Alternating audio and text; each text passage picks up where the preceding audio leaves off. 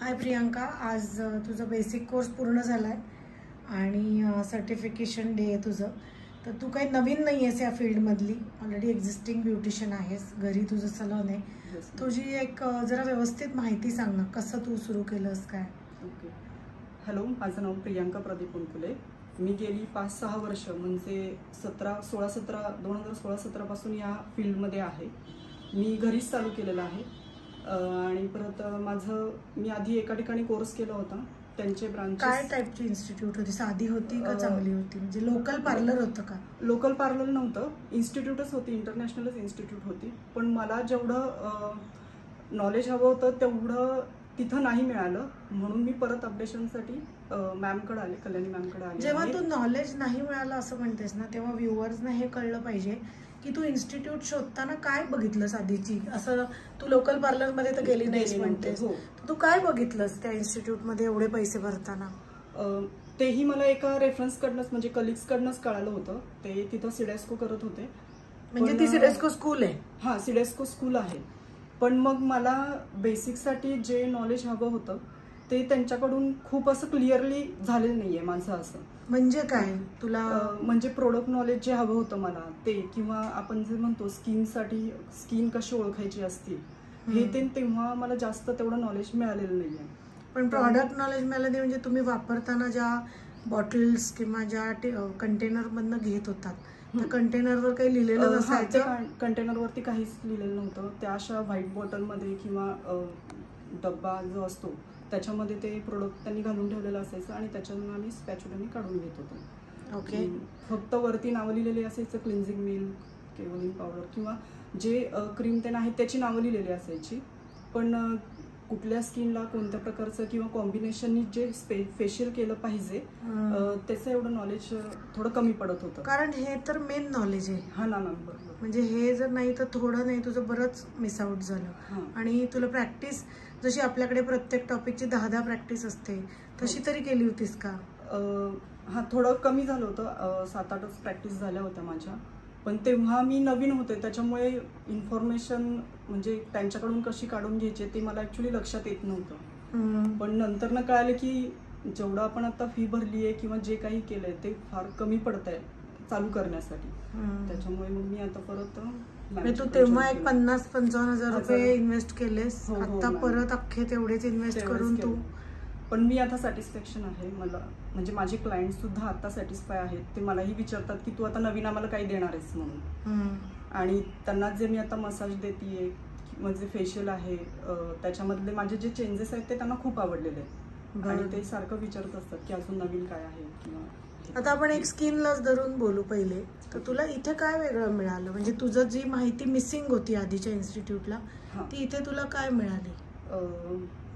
इथे मला मिळालं म्हणजे पूर्ण डिटेलमध्ये मॅडमनी स्किन कशी ओळखायची, कोणकोणत्या प्रकारच्या स्किन असतात ते सांगितलं, प्रत्येक स्किनवरती कोणते प्रोडक्ट यूज केले जातात हेही मॅडमनी व्यवस्थित सांगितलं. किती प्रकारचे प्रोडक्ट्स तुम्ही इथे शिकलात? इथे जवळजवळ आम्हाला 5-6 प्रकारचे प्रोडक्ट मिळाले.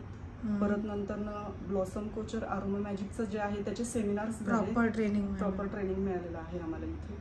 परत रिचफिलचे प्रोडक्ट आहेत, बायोट्रिक्स तुम्ही यूज केलं, असे बरेच.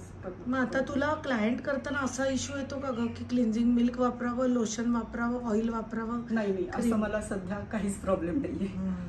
आणि आता या स्किनला मी कुठलं क्रीम घेऊ किंवा कुठला तरी मोनोडोस आणून करू असं होतं का? नाही, आता मला तसं काहीच प्रॉब्लेम नाहीये. उलट माझे क्लायंट आता म्हणजे खूप फ्रीली येतात पण, बोलतात पण आणि सगळेजण सॅटिस्फाय आहेत माझ्या सर्व्हिसवरती. आणि तुम्हाला मध्ये बोलली होतीस की मी क्लासला आले तरी ते थांबून राहतात अपॉइंटमेंटसाठी. हां, दुसरीकडे जात नाही. मेन आहे म्हणजे मी सकाळी क्लास करते आणि क्लास झाल्यानंतर संध्याकाळी माझे क्लायंट घेते. क्लायंट माझ्यासाठी थांबलेले असतात 4-5 वाजता. म्हणजे ऍक्च्युली तसं बघायला गेलं तर आजही माझं क्लायंट आहे. ते म्हटले की मी डिनर नंतर नाही येते म्हणून रात्री. हां, मग मी घेते तशी. ओके. आणि थांबतात ऍक्च्युली क्लायंट माझ्यासाठी. ओके. आणि प्रॅक्टिस आणि प्रोडक्टचं तू सांगितलंस, बाकी इतर तुला नोट्स, लेक्चर्स, स्कूल्समध्ये हेअरकटला नेणं किंवा असे इतर तुझे अनुभव, आपले ऑडिओ व्हिडिओ लेक्चर्स तू बघतेस का? त्याचे अनुभव सांगशील? मी ऑडिओ व्हिडिओ दोन्ही लेक्चर बघतेय आणि त्याचा खूप मला फायदा झालेला आहे. आणि परत इथले जे ट्रेनर्स आहेत जे नोट्स ते मिळाले ते एकदम प्रॉपर मिळालेले आहेत. असं नाही आहे की काही समजत नाही आहे किंवा काही नाही, असं काही नाही आहे. आणि मॅडमना ट्रेनर्सना कधीही विचारलं त्या केव्हाही अवेलेबल असतात आणि सांगतात सुद्धा की काही चुकीचं असेल किंवा काही म्हणजे माझं कुठं कमी जास्त होत असेल तर कायम सांगतात मला. त्यामुळे मला इथे येऊन खरंच खूप म्हणजे फायदा झालेला आहे. असं नाही वाटत की हा अरे उगाच चालू, असं काहीच नाही. तुझ्यासारख्या ना प्रियांका खूप मॅरिड लेडीज आहेत किंवा यंग मुली आहेत जे ऑलरेडी बेसिक करून आपल्याकडे येतात, त्यांना डायरेक्ट ॲडव्हान्स करायचा असतो. तू पण डायरेक्ट ॲडव्हान्ससाठी आली होती मिस्टरांना घेऊन किंवा सेडेस्कोसाठी डायरेक्ट येतात.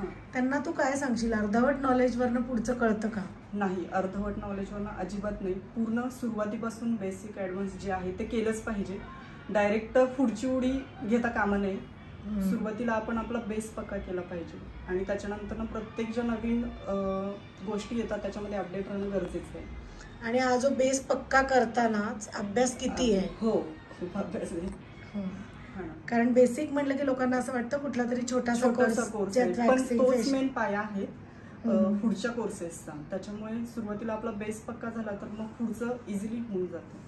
एक्झॅक्टली. आता तुझे फ्युचर प्लॅन काय? तुला अजून काय शिकायचं आहे? मला ॲक्च्युली मी घरीच चालू केलं माझं सलून, पण मला बाहेर सुरू करायचं आहे. स्वतः ट्रेनर म्हणून जॉब पण करायचा आहे, क्लासेस घ्यायचे आहेत, स्वतःचं सलून चालू करायचं आहे. सिडेस्कोचा मी विचार करते आहे सध्या, म्हणजे हेअर मेकअप आणि स्किनमध्ये पण असं म्हणजे आहे विचार. ओके, सो हळूहळू करायचं. चलो, wish you all the best. काम तर छान आहे तुझं आणि खूप प्रामाणिक आहेस तू तुझ्या वागण्यात, बोलण्यात आणि कृतीमध्ये. तर असं प्रामाणिकपणे काम करत राहा. आपल्या कुठल्याही कामात क्लायंटचे डोळे बंद आहेत म्हणून चिटिंग केलं, हे केलंय, अशा गोष्टी लॉंग टर्म टिकत नाहीत. आणि आय नो हे तुला आवडत नाही म्हणून तू पुन्हा अख्खा डिप्लोमा केलास. चलो, ऑल द बेस्ट. थँक्यू.